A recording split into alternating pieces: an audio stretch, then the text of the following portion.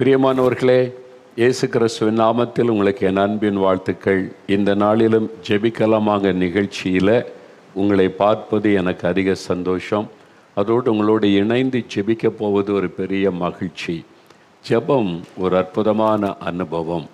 வானத்தையும் பூமி உண்டாக்கின தேவனோடு பேசுவது, அவருக்கு காரியங்களை தெரியப்படுத்துவது. நம்ம அப்படி ஜெபம் பண்ணும்போது காரியங்களை மாற்றுகிற வல்லமையுள்ள ஆண்டவர் நாம் ஜெபிக்கிற காரியத்தில் அற்புதங்களை செய்த மகிழ பண்ணுகிறார். அதனால் இந்த ஜெபிக்கலாமா நிகழ்ச்சியில் கடந்த நாட்களில் சில வருஷங்களாக நாம் ஜெபித்து வருகிறோம். உலகை எழுப்புதலுக்காக, ஆங்காங்கே நடக்கிற சம்பவங்கள் காரியங்களுக்காக நாம் ஜெபிக்க அந்தந்த காரியங்களில் தேவன் அற்புதமான கிரியைகளை செய்து வருகிறதை நாம் பார்க்க முடிகிறது, மாற்றங்களை பார்க்க முடிகிறது. அதனால் நம்ம விசுவாசத்தோடு தொடர்ந்து கருத்தாக நாம் ஜெபிக்க வேண்டும். அதற்குத்தான் ஆண்டவர் இந்த நாளில் உங்களுக்கு இந்த அழைப்பை கொடுத்திருக்கிறார். ஆண்டவரை துதிக்கிறது ஒரு பெரிய சந்தோஷம். ஏன் ஆண்டவரை துதிக்கணும்? நம்ம உயிரோடு இருப்பதே ஆண்டவருடைய கிருபை தானே. பாருங்கள், ஒரே நாள் பூமி அதிர்ச்சியில் எத்தனை ஆயிரம் பேர் மரிச்சிட்டாங்க, எத்தனை பேர் பாதிப்புக்குள்ளாகி இருக்கிறாங்க. உலகம் முழுதும் நடக்கிற தீமைகளை எண்ணி பாருங்கள். ஒவ்வொரு நாளும் நாம் ஜீவனோடு இருப்பதே அவருடைய கிருபை, பாதுகாப்பு தானே. அதை நினைத்து நாம் அவரை துதிக்கணும். அதனால் எல்லா நாளும் எல்லா காரியத்திலும் தேவனை துதித்து கொண்டே இருங்க. இன்றைக்கு உங்களுக்கு ஒரு அற்புதம் நடக்க போகிறாரு. சரி, ஆண்டவரிடத்தில் அற்புதத்திற்காக ஜெபிக்கிறதற்கு முன்னால் அற்புதங்களை பெற்றுக்கொண்ட சிலருடைய சாட்சியை முதலாவது நான் வாசிக்கிறேன். அப்புறம் வீடியோவிலேயே 2 சாட்சிகளை பார்க்க போகிறோம். உங்களுக்கு நாங்கள் சொல்லுவது மிக மிக கொஞ்சமான சாட்சிகள் தான். ஆண்டவர் செய்கிற அற்புதங்கள் ஏராளம், ஆயிரக்கணக்கான அற்புதங்களை ஆண்டவர் செய்து கொண்டே இருக்கிறதை நாங்கள் கண்கூடாக பார்க்கிறோம். தினமும் இங்கே நடக்கிற ஜெபத்தில் இயேசு அற்புதம் செய்கிறார். வியாழக்கிழமை தோறும் நடக்கிற அற்புத விடுதலை பிரார்த்தனையில் எத்தனையோ மக்கள் விடுதலை, சுகம், அற்புதங்களை பெற்றுக்கொள்கிறாங்க. திறப்பின் வாசல் ஜெபத்தில் கேன்சர் வியாதிலிருந்து சுகம் பெற்றுக்கொள்ளுகிறாங்க. பரம்பரை வியாதிலிருந்து விடுதலை பெற்றுக்கொள்கிறாங்க. சந்தோஷமாக அந்த மன மகிழ்ச்சியோடு சாட்சி சொல்லி இயேசுவை மகிமைப்படுத்துகிறாங்க. இங்கே மட்டுமா, மலேசியா போனால் அங்கே வந்து சாட்சி சொல்லி இயேசுவை மகிமைப்படுத்துகிறாங்க. ஸ்ரீலங்கா போனால் அங்கே வந்து சாட்சி சொல்லி மகிமைப்படுத்துகிறாங்க. எங்கே போனாலும் இயேசுடத்தில் அற்புதங்களை பெற்றுக்கொண்ட மக்களை ஆயிரக்கணக்காய் சந்திக்கிறோம். எங்களுக்கு வரக்கூடிய சாட்சிகளும் அப்படித்தான் நாங்கள் பார்க்கிறோம். எல்லாவற்றையும் நாம் சொல்ல நேரம் இல்லைல்ல. ஒவ்வொரு வாரமும் சனி ஞாயிற்றுக்கிழமையில் 5 சாட்சிகள், 2 வீடியோக்கள் அவ்வளோதான் செய்ய முடியும். நமக்கு நேரம் அவ்வளோதானே இருக்குது. ஆனால் நிறைய சாட்சிகளை இப்பொழுது நாங்கள் வீடியோவில் வெளியிட்டு கொண்டு இருக்கிறோம். அவங்களே சொன்ன அனுபவங்களை நீங்கள் அதை சோசியல் மீடியாவில் பார்க்கலாம். அந்த சாட்சிகளை மூலமாக இயேசு எப்படிப்பட்டவர் என்று அறிந்து கொள்ளலாம். சரி, இந்த நாளில் சும்மா நம்ம கற்பனையாக சொல்லுவதல்ல. நாங்கள் சொல்லுகிற சாட்சி எல்லாமே அவர்கள் நமக்கு அனுப்பின அனுபவ சாட்சிகள். எனக்கு இப்படி நடந்ததுன்னு அவங்க சொன்ன பிறகு நாம் அதை உடனே அப்படியே சொல்லுவதில்லை. ஃபோன் பண்ணி அவங்களோட பேசி உண்மைதானா என்பதை உறுதிப்படுத்தி கொண்ட பிறகு, அவங்களுடைய முழு முகவரி, ஃபோன் நம்பர் எல்லாமே நம்மக்கிட்ட இருக்குது. அதெல்லாம் உறுதிப்படுத்தின பிறகு தான் உங்களுக்கு நாங்கள் சொல்லுகிறோம். இயேசு கிறிஸ்துவுக்கு பொய் சாட்சியெல்லாம் சொல்லணும் அவசியம் கிடையாது. ஏனென்றால் அவர் பொய்யான மனுஷ கற்பனையின் கடவுள் அல்ல. அவர் மெய்யான ஆண்டவர். அவர் இன்றைக்கும் உயிரோடு இருக்கிறவர். அதனால் அவருக்கு பொய் சாட்சியெல்லாம் சொல்ல வேண்டிய அவசியம் கிடையாது.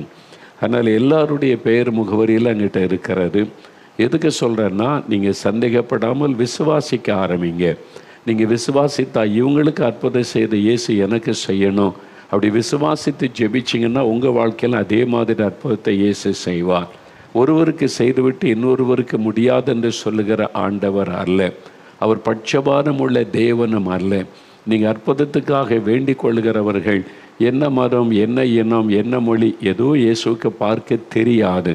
என்னால் அவர் எல்லாரையும் ஒரே விதமாய் நேசிக்கிறவர். மதங்களுக்கெல்லாம் அப்பாற்பட்டவர் தான் இயேசு கிறிஸ்து. ஆனால் தான் அவர் சர்வலோகத்தின் ஆண்டவர் என்று அழைக்கப்படுகிறவர். பிசாசும் தன்னை சர்வலோகத்துக்கு கடவுள் என்று அவனை அழைத்து கொள்ளுவான். அவன் இம்மைக்குரிய பூமிக்குரிய ஒரு தேவன் என்பதாக வேதத்தில் குறிப்பிடப்படுகிறார். உலகத்தின் அதிபதி எண்ணி மக்களை ஏமாற்றுகிறவன், வஞ்சிக்கிறவன். கடவுள் என்கிறவர் ஒரே மெய்யான தேவன், முழு உலகத்திற்கும் ஆண்டவர், முழு உலகத்தையும் சிருஷ்டித்தவர். அவர் மூலமாக தான் இந்த அற்புதம் நடக்கிறது. சரி, இப்போ சில சாட்சிகளுக்கு நான் உங்களுக்கு வாசிக்கிறேன். முதலாவது சகோதரி அற்புதம், அவங்க சென்னையிலிருந்து அவங்க எழுதியிருக்கிறாங்க. எங்களுக்கு திருமணமாகி 8 வருடமாக குழந்தை இல்லாமல் இருந்தது. இதற்காக அநேக மருத்துவமனைக்கு சென்று சிகிச்சை மேற்கொண்டோம். ஏராளமான பணம் செலவு செய்தோம். பரிசோதித்த மருத்துவர், இயற்கையாக உங்களுக்கு குழந்தை பிறக்க வாய்ப்பு குறைவு, அதனால் IVF முறையில் நீங்கள் முயற்சித்தால் உங்களுக்கு குழந்தை பிறக்க வாய்ப்பு இருக்கிறது என்று கூறினார்கள். IVF முறையில் முயற்சிக்க எங்களுக்கு விருப்பம் இல்லாததால் சிகிச்சை தொடர்வதை விட்டுவிட்டு எந்த சிகிச்சையும் இல்லாமல் ஆண்டவர் இயேசு எங்களுக்கு குழந்தை தருவார் என்ற விசுவாசத்தோடு ஜெபிக்க ஆரம்பித்தோம். ஒவ்வொரு வாரமும் ஒளிபரப்பாகும் ஜெபிக்கலாமாக நிகழ்ச்சியை தொடர்ச்சியாக பார்த்து ஜெபித்து கொண்டு வந்தோம். இந்த மாதிரி ஜெபிக்கலாமாக நிகழ்ச்சி கடந்த 2021 வருடம் மார்ச் மாதத்தில் ஒரு நாள் ஜெபிக்கலாமாக நிகழ்ச்சியில் ஜெப நேரத்தில் நானும் என் கணவரும் கை கோர்த்து மிகவும் அழுது அதிக பாரத்தோடு இயேசுவிடம் ஜெபம் செய்தோம். பார்த்திங்களா, 2 பேர் ஒருமனப்படுவது, கணவனும் மனைவியும் ஒருமனப்பட்டு பாரத்தோடு, அதான் இருதயத்திலிருந்து அந்த ஜெபம், உதட்டிலிருந்து கடமைக்காக ஜெபிப்பதல்ல. நாம் ஜெபிக்கும் ஒரு ஆண்டவர் நம்முடைய இருதயத்தை பார்க்க, இருதயம் தேவனோடு இணைந்து இருக்கணும். அந்த ஒரு பாரம், அந்த பாரத்தோடு கணவனை மனைவி கண்ணீரோடு ஜெபித்தாங்களாம். அழுது பாரத்தோடு இயேசுவிடம் ஜெபம் செய்தோம். சிலர் கடமைக்காக ஜெபிப்பாங்க, சொல்கிறாங்களே சரி ஜெபிச்சு பாப்பா, ஆண்டவரே சொல்கிறாங்க எங்களுக்கு ஒரு அற்புதம் செய்யுங்க, நானும் ஜெபிக்கிறேன், என்னுடைய பேருக்காக ஜெபிப்பது இல்லை. இருதயத்திலிருந்து விசுவாசத்தோட கருத்தாக ஜெபிப்பார். அதுதான் இந்த கணவனும் மனைவி செய்தாங்க. ஜெபித்த அந்த மாதமே நான் கருத்தரிக்க இயேசு கிருபை செய்தார். கடந்த 2022 வருடம் ஜனவரி மாதம் 1ஆம் தேதி, பாருங்களேன், ஜனவரி 1ஆம் தேதி ஒரு அழகான பெண் குழந்தையை தேவன் எங்களுக்கு கொடுத்து எங்களை ஆசீர்வதித்திருக்கிறார். ஜெபத்தை கேட்டு எந்த சிகிச்சையும் இல்லாமல் குழந்தை பாக்கியத்தின் ஆசீர்வாதத்தை எங்களுக்கு தந்த இயேசுவுக்கு கோடான கோடி ஸ்தோத்திரம். பாருங்கள், அவங்க ஃபோட்டோவோட சாட்சி அனுப்பி இருக்கிறாங்க. ஆண்டவர் பாருங்கள், ஜனவரி 1ஆம் தேதி மறக்க முடியாத நாளில் ஆண்டவர் குழந்தை கொடுத்து, ஆண்டவர் இந்த குடும்பத்தை, இந்த குழந்தை இயேசுவின் நாமத்தில் வாழ்த்தி ஆசீர்வதிக்கிறோம். ஆண்டவருடைய ஆசீர்வாத குழந்தையோடு இருப்பதாக. 8 வருஷம் காத்திருந்தாங்க. நீங்கள் காத்திருக்கிறீங்களோ, அழுது கொண்டிருக்கிறீங்களோ, இன்றைக்கு ஒருமனப்படுங்க. இல்லைங்க, கணவர் வேறு தூரமாக இருக்கிறாரு, பிஸ்னஸுக்காக வேலைக்காக போயிருக்கிறாரு, நான் மட்டும்தான் இருக்கிறேன், மனைவி ஒரு பக்கம் கணவன் ஒரு பக்கமாக இருக்கிறோமே அப்படி நினைக்கிறீங்களா? இருதயத்தில் ஒருமனப்படுங்க. அவங்க எங்கே இருந்தாலும் அங்கேருந்து ஜெபிக்கட்டும். நீங்கள் ஒருமனப்பட்டு கருத்தாக இன்றைக்கு ஜெபிங்க. ஆண்டவர் அற்புதம் செய்வதை நீங்கள் காண்பீங்க. சரி, அடுத்தது சகோதரி கமிலஸ், முக்கூடல், திருநெல்வேலி, இப்போ தென்காசி மாவட்டம் முக்கூடலேருந்து கமிலஸ் அவங்க ஒரு சாட்சி எழுதியிருக்கிறாங்க. என்னுடைய மகளுக்கு திருமணமாகி 2 குழந்தைகள் உள்ள நிலையில் 1 வருடமாக மனநிலை பாதிக்கப்பட்டு மிகவும் சிரமப்பட்டு வந்தாள். மென்டல் பாதிப்பு, மனநல பாதிப்பு. யாரிடமும் அவள் பேச மாட்டாள்.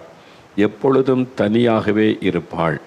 எதற்கெடுத்தாலும் அதிகமாக கோபமும் எரிச்சலும் படுவாள். எப்பொழுதும் யாரோ பேசுகிற சத்தம் அவள் காதில் கேட்டுக்கொண்டே இருக்குமாம். தான் என்ன செய்கிறோம் என்று தெரியாமல் எதையாவது செய்து கொண்டிருப்போம். மனநிலை பாதிக்கப்பட்டு விட்டது. 1 வருஷமாக ஒரு வேதனை. 2 குழந்தைகள். அந்த குடும்பம் எப்படி இருக்குன்னு யோசித்து பாருங்கள், என்ன கஷ்டம். அவளுடைய பிள்ளைகளையும் அவளால் கவனிக்க முடியாது. ஒரு நாள் கூட சரியாக சாப்பிட மாட்டாள். 1 வருஷத்துக்கு மேலாக இந்த பிரச்சனை. பிள்ளைகளை கூட கவனிக்கிறது இல்லை. இதற்காக மனநிலை மருத்துவமனைக்கு சென்று சிகிச்சை பெற்றும் எந்த மாற்றமும் ஏற்படவில்லை. அதற்கென்னு ஆஸ்பத்திரி இருக்குல்ல, அதுக்கென்னே ஸ்பெஷல் ஆஸ்பத்திரி, ஸ்பெஷல் ட்ரீட்மெண்ட் எல்லாமே இருக்கிறது. அங்கே போயும் கூட எந்த மாற்றமும் இல்லை. நானும் என் மகள் இப்படிப்பட்ட சூழ்நிலையில் கடந்த மார்ச் மாதம் ஜெபமலையில் நடைபெற்ற திறப்பின் வாசல் ஜெபத்தில் நானும் என் மகளும் கலந்து கொண்டோம். 4 மாவடியில் கடைசி சனிக்கிழமை திறப்பின் வாசல் ஜெபம். அதே வாரத்தில் வியாழக்கிழமை இந்த ஜெபமலையில் திறப்பின் வாசல் ஜெபம் நடைபெறும். வீக் டேஸ் தான், ஆனாலும் ஆயிரக்கணக்கான மக்கள் பங்கு பெற்று ஜெபிக்க வர்றாங்க. அங்கும் இயேசு அற்புதம் செய்கிறார். அங்கே தான் நடந்திருக்கிறது. நானும் என் மகளும் கலந்து கொண்டோம். சகோதரர் மோகன் சிலாசரஸ் அவர்கள் ஜனங்களின் சுகம் மற்றும் விடுதலைக்காக ஜெபிக்கும் ஜெப நேரத்தில் நானும் என் மகளுக்காக மிகுந்த பாரத்தோடு ஜெபித்து கொண்டிருந்தேன். அப்பொழுது என்னுடைய மகள் மேல் தேவனுடைய வல்லமை இறங்கியது. உடனே அவளுக்குள் மன தெளிவு வந்துவிட்டது. அவளுடைய பேச்சு மற்றும் அவளுடைய முகத்திலும் அந்த நேரத்திலேயே மாற்றத்தை பார்க்க முடிந்தது. தேவ பிரசன்னம் இறங்கி ஜெப நேரத்தில் தொட்ட உடனே மாற்றம், ஒரு விடுதலை, மனநிலை, மென்டல் அந்த பாதிப்பிலிருந்து விடுதலையாகி உடனே ஒரு மாற்றம், முகரூபத்தில் மாற்றம். அவளுக்குள் மன தெளிவு வந்து விட்டது. அவளுடைய பேச்சு மற்றும் அவளுடைய முகத்திலும் அந்த நேரத்திலே மாற்றத்தை பார்க்க முடிந்தது. இப்பொழுது என்னுடைய மகள் நல்ல மனநிலையோடு இருக்கிறாள். அவருடைய பிள்ளைகள் மற்ற குடும்பத்தை நன்றாக கவனித்து கொள்ளுகிறாள். ஜெபத்தை கேட்டு 1 வருடமாக மனநிலையில் பாதிக்கப்பட்டிருந்த என் மகளுக்கு பரிபூர்ண விடுதலை கொடுத்த இயேசுவுக்கு மகிமை செலுத்துகிறோம். பார்த்தீங்களா, மனநிலை பாதிக்கப்பட்ட மகள் 1 வருஷமாக தானாக பேசிக்கிட்டே இருப்பாங்க, பண்ணிக்கிட்டே இருப்பாங்க, தனிமையாகவே இருப்பாங்க. பாருங்கள், அதுக்கான ஆஸ்பத்திரிக்கு அழைச்சிட்டு போயும் ஒன்றும் பிரயோஜனம் இல்லை. ஆனால் இயேசுடைய பிரசன்னம் தொட்ட உடனே விடுதலை, மனதில் இருந்த அந்த போராட்டம், பாதிப்பு மாறி நார்மல் ஆகிவிட்டார்கள். இன்றைக்கி உங்கள் வீட்டில் யாராவது இப்படி இருக்காங்களா? பிள்ளைகள், மனைவி, கணவர் அல்லது உங்களுடைய சகோதரர் சகோதரிகள் யாரோ ஒருத்தர் இப்படி பாதிக்கப்பட்டு தானாக பேசிக்கொண்டு சிரித்து கொண்டு அப்படி இருக்கிறாங்களா? தூங்கமே இல்லாமல் இன்றைக்கி நீங்கள் விசுவாசத்தோடு ஜெபிங்க, அவங்களுக்கு இயேசு விடுதலை தருவார். இன்னொரு சகோதரி ஜூலி சென்னையிலேருந்து எழுதியிருக்கிறாங்க. இவங்களுக்கு 50 வருட வியாதியை இயேசு மாற்றி இருக்கிறார். 50 வருடம், 50 இயர்ஸ் நோய். அற்புதமான காரியம், இயேசு செய்கிற காரியெல்லாம் அவர் ஆச்சரியமான ஒரு தேவன். பார்த்து கொள்ளுங்க. அவர் என்ன அவங்க அனுபவத்தை சொல்கிறாங்க பாருங்கள். என்னுடைய தாயார் 50 வருடமாக சைனஸ் பிரச்சனையினால் பாதிக்கப்பட்டிருந்தார்கள். எப்பொழுதும் இருமல் மற்றும் தலைவலி இருந்து கொண்டே இருக்கும். அடிக்கடி வீசிங் வந்துவிடும். இதனால் மூச்சு விடுவதற்கு மிகவும் சிரமப்படுவார்கள். குளிர்ச்சியான ஆகாரம் ஏதாகிலும் சாப்பிட்டு விட்டால் அல்லது குளிர்காலம் வந்துவிட்டால் இந்த பாதிப்பு அதிகமாகிவிடும். இதற்காக மருத்துவமனைக்கு சென்று அநேக சிகிச்சைகளை மேற்கொண்டிருக்கிறோம். மூக்கில் 2 முறை அறுவை சிகிச்சை செய்யப்பட்டிருக்கிறது. அதில் ஸ்பீனாய்டல் சைனசிட்டிஸ் அப்படின்னு அதுக்கு அந்த ஆப்ரேஷனுக்கு ஒரு பெயர். அந்த ஆப்ரேஷன் செஞ்சுருக்காங்க. அதாவது மூக்கில் 2 முறை ஆப்ரேஷன் செய்திருக்கிறாங்க இந்த பிரச்சனை மாற. ஆனாலும் 50 வருடமாக என்னுடைய தாயாருக்கு இந்த பிரச்சனை நீடித்து கொண்டே தான் இருந்தது, சுகமுண்டாகலை. இரவு நேரத்தில் பப் மற்றும் தும்மல் மாத்திரை சாப்பிட்டால்தான் என் தாயாரால் இரவு தூங்கவே முடியும்.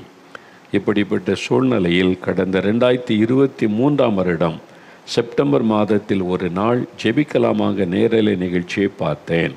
23 சுமார் 2 வருஷத்துக்கு முன்னால் ஜெப நேரத்தில் என்னுடைய தாயாருக்காக மிகுந்த பாரத்தோடு இயேசுவிடம் ஜெபம் செய்தேன்.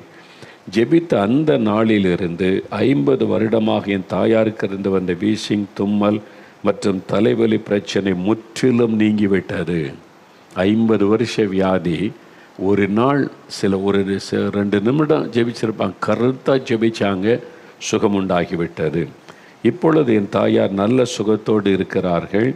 ஜெபத்தை கேட்டு 50 வருடமாக என் தாயாருக்கு இருந்த சைனஸ் பாதிப்பை நீக்கி பரிபூர்ண சுகந்த அந்த இயேசுவுக்கு ஸ்தோத்திரம். பார்த்தீங்களா, ஃபோட்டோவோடு அவங்க சாட்சி அனுப்பி இருக்கிறாங்க. 50 வருட வியாதி. உங்களுக்கு வியாதி எத்தனை வருஷமாக இருக்குது? உங்கள் பிரச்சனை எத்தனை வருஷம்? 5 வருஷமா? 10 வருஷமா? 50 வருஷ வியாதி அப்படி சுகமாக்குற இயேசுவுக்கு உங்கள் வியாதியெல்லாம் பெருசா? விசுவாசிங்க, இயேசுவால் விசுவாசிங்க, இன்றைக்கு அற்புதம் நடக்கும். இவ்வளோ அற்புதமாக ஆண்டவர் சுகம் கொடுத்துருக்கிறார் பார்த்தீங்களா. அடுத்து சகோதரர் சுப்பிரமணி திருப்பூரில் இருந்து எழுதியிருக்கிறாங்க. சகோதரர் சுப்பிரமணி, இவருக்கு என்ன அற்புதம் நடந்தது? 15 வருஷம் ஒரு பிரச்சனை. இன்றைக்கி நிறைய பேருக்கு இந்த பிரச்சனை இருக்குது. நல்ல கவனிங்க. அடிமைத்தனம், மதுபான அடிமைத்தனம், போதை வசதிகள் அடிமைத்தனம், அது மாதிரி ரம்மி விளையாடுவது, ஆன்லைனில் சீட்டு விளையாடி பணத்தை எல்லாம் தொலைச்சாலும் விளையாடி கொண்டே இருப்பது, கடன்பட்டாலும் விளையாடுவது, அடிமைத்தனம், ஏதோ ஒரு பாவ பழக்கம், வேண்டாத பழக்கம், வேண்டாத காரியம் அடிமையாக்கி விட்டது. இப்படி பல வருஷம் அடிமைத்தனம். ஒரு விடுதலை உனக்கு வேணும் தானே? இந்த சாட்சியை கேளுங்க. 15 வருடமாக மது அறிந்து கொண்டு வந்தேன். சகோதரர் சுப்பிரமணி திருப்பூர்லேருந்து எழுதியிருக்காங்க. ஆரம்பத்தில் எப்போவாவது விசேஷ நாட்களில் மட்டும்தான் மது அருந்தி வந்தேன். ஆனால் கடந்த 2 வருடமாக தினமும் குடிக்க ஆரம்பித்து விட்டேன். ஒரு நாள் கூட மது அருந்தாமல் என்னால் இருக்கவே முடியாது. தினமும் குடித்து விட்டு வந்து என்னுடைய மனைவி மற்றும் பிள்ளைகளை அடிப்பேன். அதிகமாக வீட்டில் சண்டையிடுவேன். இதனால் என்னுடைய மனைவியும் பிள்ளைகளும் என்னை விட்டு பிரிந்து சென்று விட்டார்கள். தினம் வந்து அடித்தா எப்படி தாங்கிறதுங்க? மனைவி பொறுமையாக தான் இருக்கணும், சாந்தமாக தான் இருக்கணுமானா ஒரு திட்டுறாங்க, ஏசுகிறாங்க, பொறுத்து கொள்ளலாம். அடிக்கிறதுன்னா தினமும் வந்து அடிக்கிறேன்னா, குடிச்சிட்டு வந்து ஒரு குடிகாரன் வந்து கண்ணு முன்னு தெரியாமல் சொல்லுவாங்களே, பிள்ளைகளை அடிக்கிறது, மனைவி அடிக்கிறது, ஒரு காரணமே இருக்காது அடிக்கிறது. மதுபானம் மனிதனை கெடுத்து மிருகத்தை போல மாற்றி விடுகிறாரு. அதனால தான் நாம் இந்த டாஸ்மாக் கடை மூடப்படணும். தமிழ்நாட்டில் ஏராளமான குடும்பங்கள், லட்சங்களில் குடும்பங்கள் இன்றைக்கி பாதிக்கப்பட்டு இருக்கிறது. இப்படியே போனால் தமிழ்நாட்டில் இனி ஆண்களை விட விதவைகள் தான் அதிகமாக இருப்பாங்க. அந்த சூழ்நிலை நோக்கி தமிழ்நாடு போய்கொண்டு இருக்கிறது. அப்போ ஒரு காலத்தில் தமிழர் சரித்திரத்தை எழுதும்போது சொல்லுவாங்க, இந்த குறிப்பிட்ட காலத்தில் தமிழர்கள் அத்தனை பேர் குடிகாரனாக இருந்தால் எல்லாம் மனைவி அடிக்கிறது, பிள்ளைகளை அடிக்கிறது, குடும்பத்தை நடத்துறது இல்லை, இலவசமாக கவர்மெண்ட்டு தருமான பிச்சை வாங்கி வாழ்ந்து கொண்டு இருந்தால் அந்த சரித்திரத்தில் எழுதுவாங்க. இது எவ்வளோ கேவலமான காரியம் இல்லை? அதை விட்டு தமிழ் சமுதாயம் வெளியே வரணும். இந்த சாராய்க்கடை மூடப்படணும். ஒரு தமிழ் உணர்வு நமக்குள்ளே வரணும். அது அந்த உணர்வோடு பேசுங்க. இந்த சாராய்க்கடை ஒழியணும்னு பேசுங்க. அதுக்காக நம்ம கருத்தாக ஜெபிக்கணும். மனிதனை மிருகத்தை போல மாற்றி விட்டார். வந்து அரசியல்வாதிகிட்ட இப்போ அழமாட்டாங்க, ஜெபிக்கிறவங்கள்ட்ட வந்து அழுகிறாங்க. தினமும் வர்றாங்கங்க பெண்கள், குழந்தைகள் வந்து, சின்ன சின்ன பிள்ளைகள், 5 வயசு பிள்ளைகள் வந்து அழுது, எங்கள் அப்பா குடிக்கிறாங்க, எங்கள் அம்மாவை அடிக்கிறாங்க, ஜெபம் பண்ணுறீங்களா அங்கிள்ன்றாங்க, தாத்தா ஜெபம் பண்ணுங்க எங்கள் அப்பாவுக்காகன்றாங்க. சின்ன சின்ன குட்டி பிள்ளைகள். இந்த சாபெல்லாம் அரசாங்கத்தை தான் போய் சேரும். இன்னும் எவ்வளோ நாள் இந்த சாபத்துக்குள்ளே இந்த தமிழ்நாடு இருக்க போகிறது? நாம் வந்து கருத்தாக ஜெபிக்கணும். நம்முடைய முதலமைச்சர் நிறைய நல்ல நல்ல காரியத்தை செய்கிறாங்க. சாரை கடை ஓச்சிட்டு அதுதாங்க செய்கிற மிகப்பெரிய நன்மையான காரியமாக இருக்கும். அதுக்காக நம்ம ஜெபிக்கணும். என்ன காரணம் தெரியல. பின்னால் நமக்கு வெளியில் சிலர் பார்க்குறோம், உள்ளுக்குள்ளே ஒரு அரசாங்கத்தை நடத்துவது எவ்வளோ கஷ்டம். உண்மைதான். என்ன கஷ்டமாக இருந்தாலும் துணிஞ்சு இதை செய்யணும். நம்முடைய முதலமைச்சர் தீர்மானம் எடுக்கணும், சாரை கடை ஓச்சி நம்முடைய தமிழ் சமுதாயத்தை பாதுகாக்கணும்னு சொல்லி. அதனால தான் ஒருத்தனை வேலை பார்க்க மாட்டேங்கிறாங்க. குடிச்சிட்டு வந்து மனைவி அடிக்கிறவன் எப்படி வேலை செய்து சம்பாதிப்பான்னு நினைக்கிறீங்க? யோசித்து பாருங்கள். அதில் வியாதிப்பட்டு மறித்து விதவைகள் தான் தமிழ்நாட்டில் பெருகி கொண்டே இருக்கிறாங்க. சீரியஸாக தேவ பிள்ளைகள், ஊழியக்காரங்க, சபை நடத்துகிறவங்க, ஞாயிற்றுக்கிழமை ஆராதனையில் இதுக்கு ஜெபிக்காட்டா நீங்கள் சபை நடத்த என்ன பிரயோஜனம்? சமுதாயத்தில் நடக்கிற பாவங்கள் மாற அழுது புலம்பி ஜெபிக்கிறதுக்கு தான் சபை. அதனால் இந்த மாதிரி உணர்வு அடையணும். முதல்ல கிறிஸ்தவர்கள் உணர்வு அடையணும், ஊழியக்காரங்க உணர்வு அடையணும், சீரியஸாக இதை எடுத்து ஜெபிக்கணும். பாருங்கள், இத்தனை இது மாதிரி 1-2 தான் நம்ம வந்து உங்களுக்கு மத்தியில் சொல்கிறோம். எத்தனை ஆயிரங்கள் நாங்கள் பார்க்குறோமே, எங்கள் தேடி தினம் வர்றாங்க. தினம் வர்றாங்க, இங்கே வந்து அழுகிறாங்க, கணவர் ரட்சிக்க பண்ணுமே, மாறணுமேன்னு சொல்லி. எவ்வளோ பாருங்கள். அந்த சகோதரரே சொல்கிறார், மனைவி அடிக்கிறது, பிள்ளைகள் அடிக்கிறார், அதனால் குடும்பம் உடையுது. பிள்ளைகளை கூட்டி எவ்வளோ நாள் ஒரு மனைவி அடியெல்லாம் தாங்கிட்டு இருக்க முடியுமா? புரிச்சு அடி வாங்கிட்டு இருக்க முடியுமா? அதனால் மனைவி பிள்ளைகளை கூட்டிகிட்டு போயிட்டாங்க. பாருங்கள், மனைவி பிள்ளைகள் பிரிந்து சென்று விட்டார்கள். இதனால் மனம் உடைந்து மேலும் அதிகமாக மது அருந்தி வந்தேன். நானாகவே இந்த குடியை நிறுத்த பலமுறை முயற்சித்தும் என்னால் முடியவில்லை. இப்போ தீமை தெரிஞ்சிட்டு குடியினால் உண்டான விட நினச்ச விட முடியல.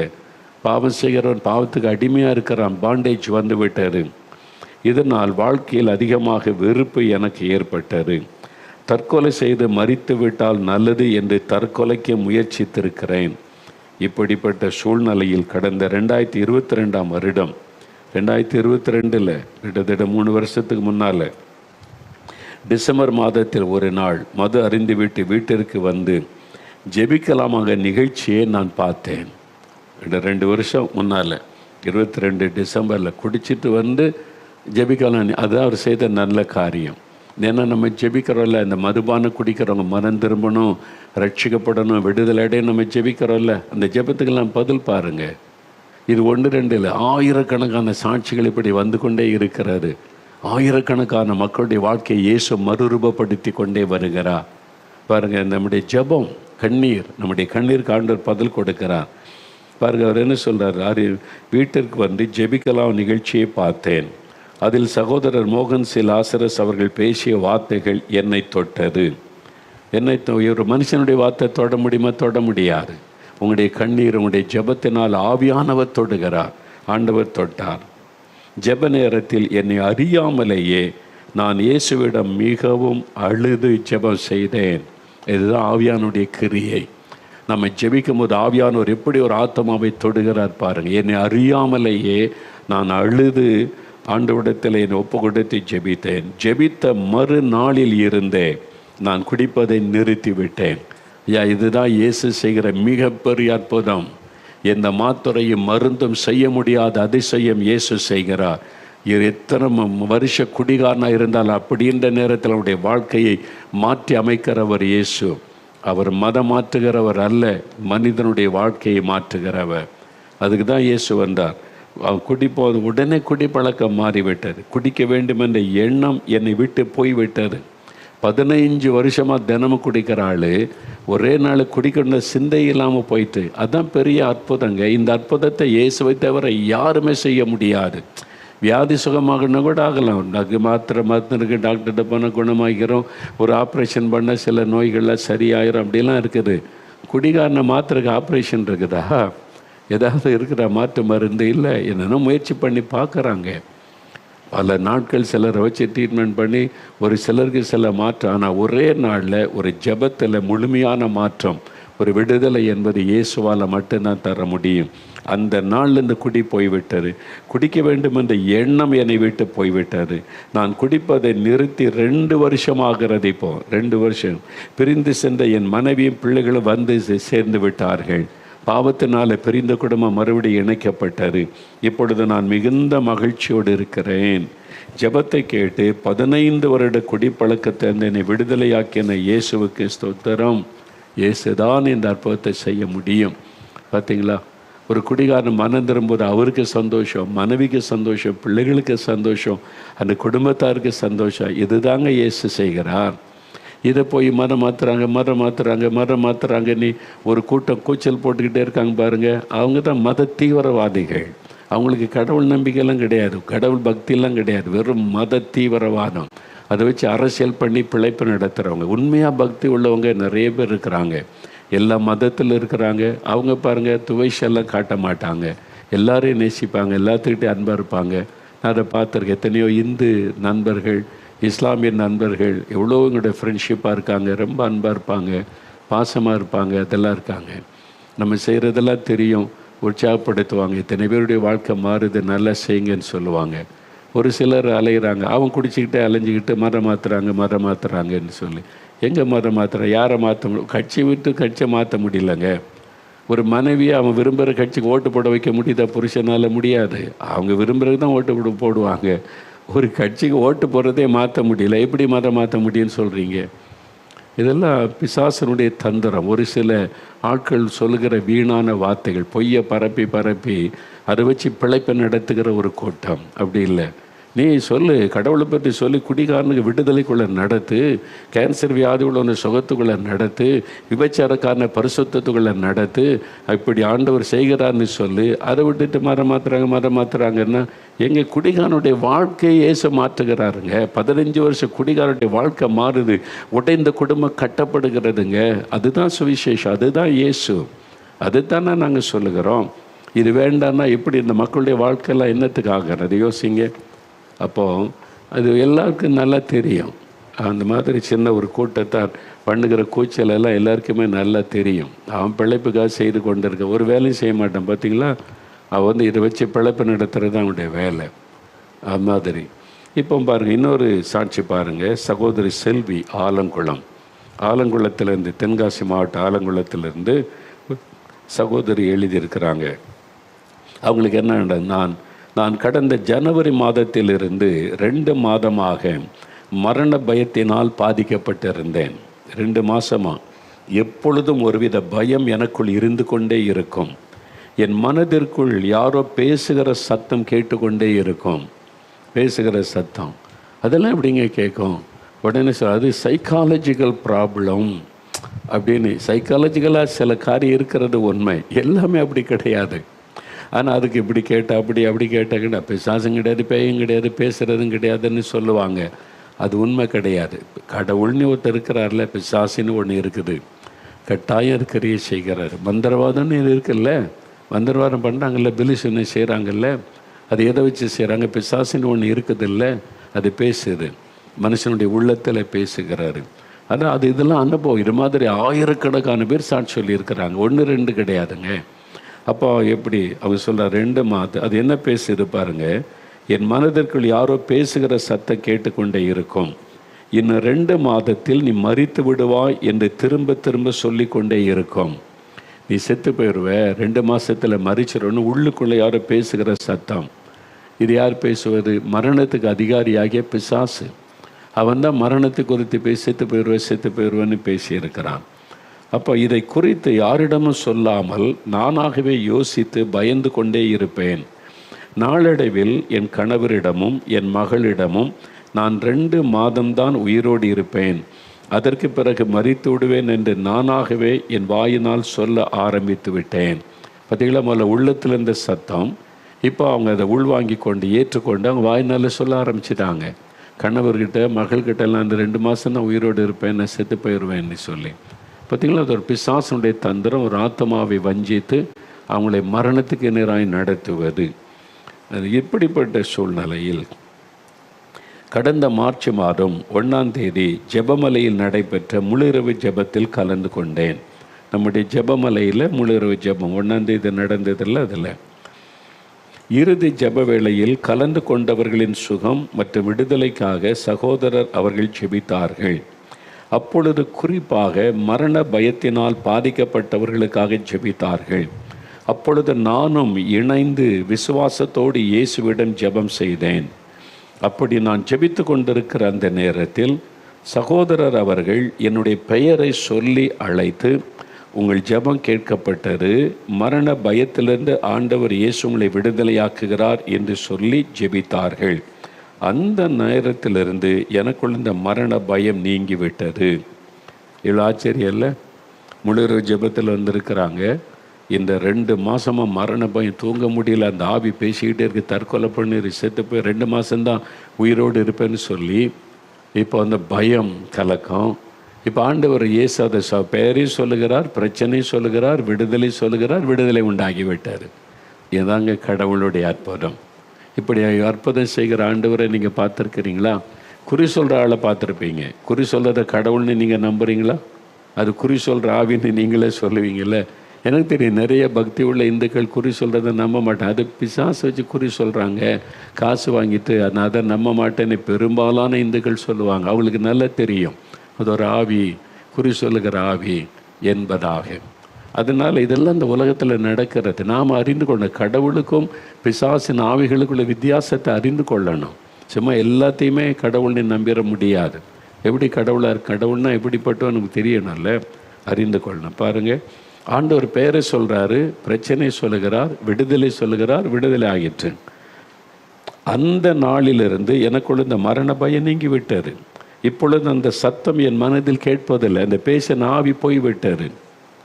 எந்த மரண பயம் இல்லாமல் மிகுந்த தைரியத்தோடு இருக்கிறேன். ஜெபத்தை கேட்டு 2 மாதமாக எனக்குள்ள இந்த மரண பயத்தை நீக்கி பூரண விடுதலை தந்த இயேசுவுக்கு ஸ்தோத்திரம். இதாங்க இயேசு, அற்புதம் செய்கிறவர் இயேசு. மனிதனுடைய பிரச்சனை உபத்திரவங்களை அறிந்து உதவி செய்கிறவர் இயேசு. இதுக்கு என்ன பண்ணணுங்க? எங்கே போன 4 மாடிக்கு வரணுமா? காசு கொண்டு வரணுமா? அதுக்கு ஏதாவது பரிகாரம் பண்ணணுமா? 4 மாடியில் வந்து தேவனுடைய கூடாரத்தில் சுற்றி நடக்கணுமா? ஒன்றும் பண்ண வேண்டாம். நீங்கள் இருக்கிற இடத்துல இருந்த இயேசுவே நான் விசுவாசிக்கிறேன், எனக்கு விடுதலை கொடுங்க, அவ்வளோதான் ஜெபம். அந்த ஜெபத்துக்கு இயேசு மரியாதை கொடுப்பார். உங்கள் ஜெபத்துக்கு மரியாதை கொடுக்கிறவர் இயேசு. உங்களை வருத்தி கொண்டு கஷ்டப்படுத்தி கொண்டு காலை கடுத்து கொண்டு ரத்தம் அடி அதெல்லாம் ஒன்றும் தேவையில்லை. அதெல்லாம் அவர் செஞ்சு முடிச்சிட்டார். நம்முடைய பாவ சாபத்தை சுமந்து சிலுவையில் அவர் செஞ்சு முடிச்சிட்டார். அவர் கால்கள் இந்த ரத்தம், கைகள் இந்த ரத்தம், தலையில் இந்த ரத்தம், அவர் ரத்தம் சிந்தி பரிகாரத்தை முடிச்சிட்டார். இனி அவரை விசுவாசித்து ஜெபிச்சா போதும்.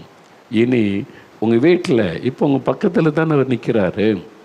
அவர் ஆவியாக இருக்கிற தேவன். மனுஷ மாம்ச கண்ணால் அவரை பார்க்க முடியாது. ஆவிக்குரிய கண்கள் திறக்கப்பட்டாதான் அவரை தரிசிக்க முடியும். அது அந்த அனுபவத்துக்குள்ளே நீங்களும் வர முடியும். ஆனால் இப்போ இயேசு உங்கள் பக்கத்தில் தான் நிற்கிறார், உங்கள் வீட்டில் உங்கள் பக்கத்தில். என்னால் இயேசுவின் நாமத்தில் நீங்கள் கவனமாக கேட்கறதுனால அவர் வாக்கு கொடுத்துருக்கு. 2 பேர் 3 பேர் என் இயேசுன்ற நாமத்தை நம்பி நீங்கள் இருந்தீங்கன்னா அங்கே நான் இருக்கிறேன்னு சொல்லியிருக்கிறார். உங்கள் பக்கத்தில் இருக்கிறார். இப்போ உங்களை தொடுவார். இயேசுவனு கூப்பிட்டு அற்புதம் நடக்கும், விடுதலை உண்டாகும், சுகம் உண்டாகும்.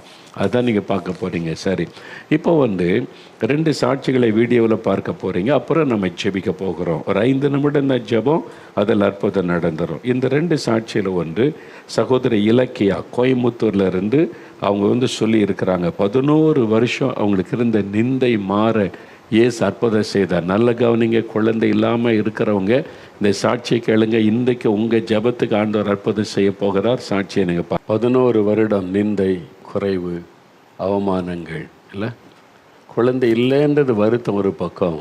சமுதாயத்தில் சில மனிதர்கள் இருக்காங்க பாருங்கள், என்ன மனிதர்களோ தெரியல, பொல்லாத இருதயம் கொண்ட மனிதர்கள். போய் முதல் போனி வாங்கக்கூடாதான், முதலாவது விற்பனை பண்ணிட்டா குழந்தை இல்லைன்னா அது ஆசீர்வாதம் இல்லையா, எந்த மடையும் சொன்னான்னு தெரியல. இதெல்லாம் இன்றைக்கி சமுதாயத்தில் காணப்படுகிற தீமைகள். இன்னொருடைய உணர்வுகளை புரிந்து கொள்ளாத சமுதாயம். குழந்தை இல்லைன்னு வேதனையில் இருக்காங்களே, அவங்கள ஏன் காயப்படுத்தணும்? இப்போ குழந்தை வந்துட்டுல உன் மூஞ்சி எங்கே வச்சுக்குவே? அவங்களுக்கு என்ன குழந்தை இல்லாமல் போயிடுமா? இந்த சமுதாயத்தில் நீங்கள் உங்களுக்கு குழந்தை இருந்தால் உடனே பெருமையாக நினச்சி மற்றவங்களை அற்பமாக பேசாதங்க, நினைக்காதங்க. தயவுசெய்து இந்த பாவத்தை செய்யாதங்க, அதுவே உங்களுக்கு சாபமாய் மாறிவிடும். எவ்வளோ வேதனை, காயங்கள். ஆனால் தேவன் அதை கண்டார். 11 வருஷ வேதனையை கண்டார். ஆண்டவர் அற்புதம் செய்து ஆசீர்வதித்து, எந்த இடத்துல அவமானப்பட்டாங்களோ அதே இடத்துல நீ தலை நிமிர்ந்த குழந்தையோடு போக ஆண்டவர் இயேசு உதவி செய்தார். உங்களுக்கு செய்வார். ஒவ்வொரு திறப்பினா ஜெபத்தில் குழந்தையோடு பிள்ளைகள் சாட்சி சொல்கிறாங்க. நம்முடைய ஜெபிக்கொள்ள நிகழ்ச்சியில் சாட்சிகள் ஆயிரக்கணக்கான பேரை கர்த்தர் ஆசீர்வதித்து குழந்தை செல்வத்தை அருளை ஆசீர்வதித்திருக்கிறார். உங்களையும் ஆசீர்வதிப்பார். இன்றைக்கு கணவன் மனைவி ஒருமனப்பட்டு ஜெபிங்க. இன்றைக்கு அற்புதம் நடக்கும். கட்டாயம் நீங்கள் அற்புதத்தை பார்ப்பீங்க. உங்களுடைய நிந்தை மாறும். ஆண்டவர் வெட்கத்துக்கு பதிலாக 2 தனியான பலனை கட்டளையிடுவார். இன்றைக்கி ஜெபிக்க போகிறோம். அடுத்து இன்னொரு சகோதரர் நாகராணி, கிருஷ்ணகிரியை சார்ந்தவங்க. நாகராணி, இந்த சாட்சி ரொம்ப ஆச்சரியமானார். நீங்கள் இந்த சாட்சியை கேளுங்களேன். அவங்க எனக்கு வியாதி சுகமாச்சு, பிரச்சனை மாறிச்சு, இல்லை சமாதானம் அருளினார். இயேசு எதுக்காக உலகத்துக்கு வந்தார், இயேசு எதுக்காக ரத்தம் சிந்தி மறித்தார், எதுக்கு இந்த செய்தியெல்லாம் சொல்லப்பட்டு கொண்டு இருக்கிறதோ அதோடைய முக்கியம் இதுதான். அதைத்தான் அவங்க சொல்கிறாங்க. அவங்க வாழ்க்கையில் நடந்த அற்புதம். ஏன்னா அவங்க ரொம்ப பக்தி உள்ளவங்கங்க. ரொம்ப பக்தின்னா ரொம்ப பக்தி. அதை சொல்லும்போது நான் நினச்சி பார்த்தேன், நான் சின்ன வயசுலேருந்து அவ்வளோ பக்தி. தினம் காலையிலையும் மாலையிலையும் சாமி கும்பிடுவோம். எங்கள் வீட்டில் கோயில் வீடு இருக்குது. குத்துவிளக்கு பொடுத்தி பூ போட்டு சாமி கும்பிட்டு ராத்திரி அந்த நாமம் போட்டு தான் வெளியே வருவதே. சென்னையில் படிக்கும்போது கூட சந்தன போட்டு வச்சுக்கிட்டு தான் ஸ்கூலுக்கே போகிறது. ஒரு வாத்தியார் என்னை கூப்பிட்றது சந்தன போட்டுன்னு தான் கூப்பிடுவார். அந்த மாதிரி அவ்வளோ பக்தி. அந்த தாயார் சொல்லும்போது எனக்கு அதான் ஞாபகத்தில் வந்தது. அவங்களே சொல்கிறத கேளுங்களேன். என்ன நடந்தது, எந்த மாதிரி அற்புதம், இயேசு செய்கிற மிகப்பெரிய அற்புதம் இதுதான். இதை பாருங்கள். இப்பொழுது எதுக்கு வந்தார், இயேசு பற்றி ஏன் பேசுகிறாங்க, இயேசு பற்றி என்ன சொல்லுகிறோம், ஏன் எல்லாருக்கும் இயேசுவை அறிந்து கொள்ள சொல்லுகிறோம். இந்த ஒரு சாட்சி போதும். 35 வருஷம் பக்தி பக்தி பக்தி எல்லாம் இருந்தது. நிம்மதி இல்லையே, சமாதானம் இல்லையே. யோசித்து பாருங்கள். பக்தி இருந்தது. இதுதான் இன்றைக்கி நிறைய பேருடைய நிலைமை.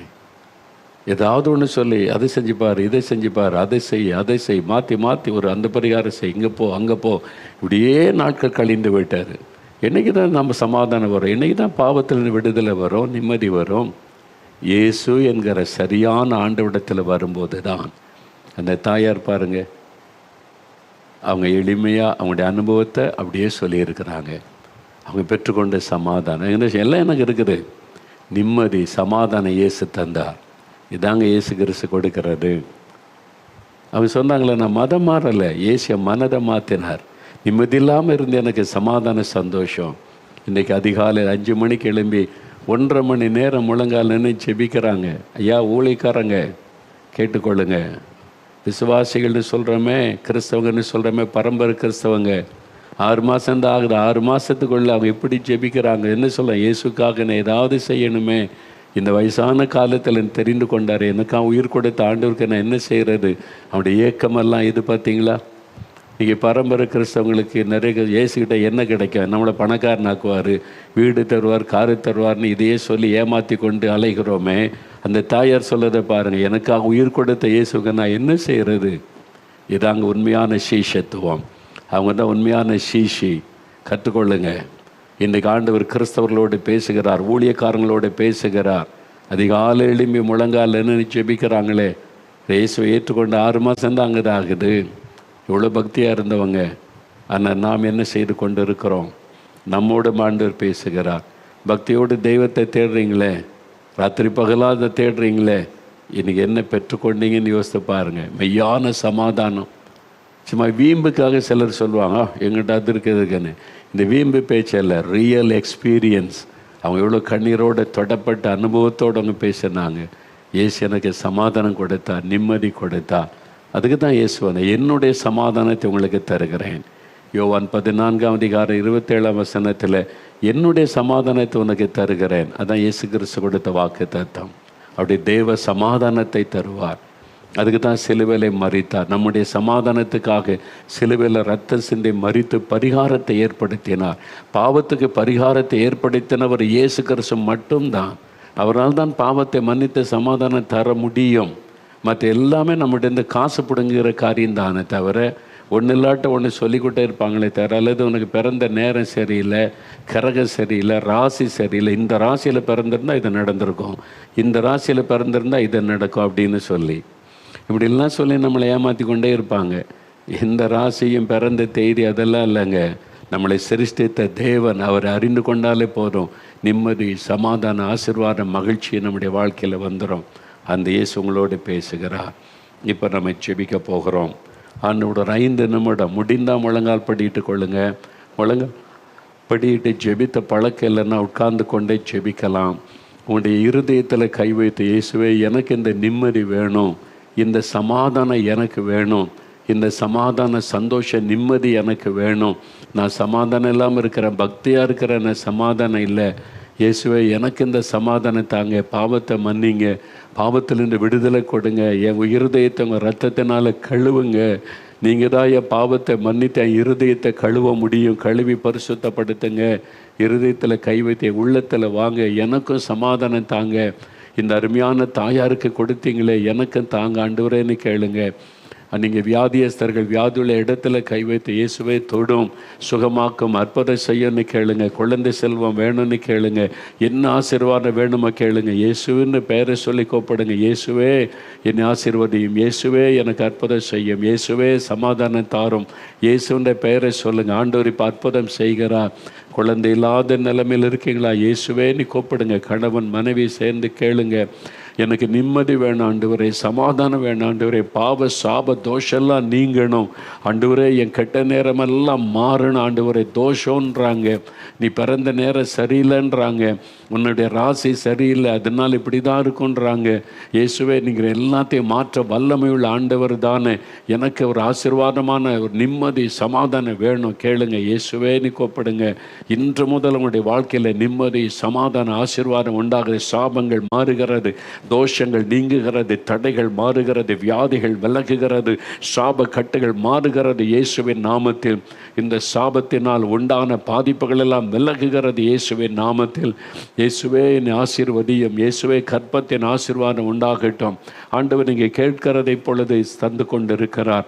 வியாதிகள் விலகுகிறது, பிசாசின் கட்டுகள் அறுக்கப்படுகிறது, பயத்தின் ஆவிகள் இயேசுவின் நாமத்தில் விலகுகிறது, மன அழுத்தத்தை கொண்டு வருகிற ஆவி, மனநிலையை பாதிப்பு உண்டாக்குகிற ஆவி விலகுகிறது இயேசுவின் நாமத்தில். உங்களுக்குள்ள விடுதலை சுகம் வருகிறது. இப்போ சொல்லுங்கள், இயேசுவே ஸ்தோத்திரம் சொல்லுங்கள். அந்த பெயரை சொல்லுங்கள், இயேசுவே ஸ்தோத்திரம். இயேசுவே என்னை தொடுகிறதற்காய் ஸ்தோத்திரம். எனக்கு சமாதான நிம்மதி தருகிறதற்காய் ஸ்தோத்திரம். என் பாவத்தை மன்னிக்கிறதற்காய் ஸ்தோத்திரம். எனக்கு குழந்தை செல்வத்தை தருகிறதற்காய் ஸ்தோத்திரம். எங்களை ஆசீர்வதிக்கிறதற்காய் ஸ்தோத்திரம். வாய் திறந்து சொல்லுங்க, சொல்ல சொல்ல அற்புதம். இயேசுவின் நாமத்தில், இயேசுவின் நாமத்தில் அற்புதம் நடக்கிறதற்காக ஸ்தோத்திரம், ஸ்தோத்திரம். இயேசுவின் நாமத்தில் ஜெபிக்கிறோம் பிதாவே. ஆமேன், ஆமேன். ஆண்டவர் ஜெபத்தை கேட்டார், உங்களுக்கு அற்புதம் செய்து விட்டார். ஆண்டவருக்கு ஸ்தோத்திரம் சொல்லுங்கள். நீங்கள் பெற்றுக்கொண்ட அற்புதங்களை, விடுதலை எங்களுக்கு தெரியப்படுத்துங்க. சரியா?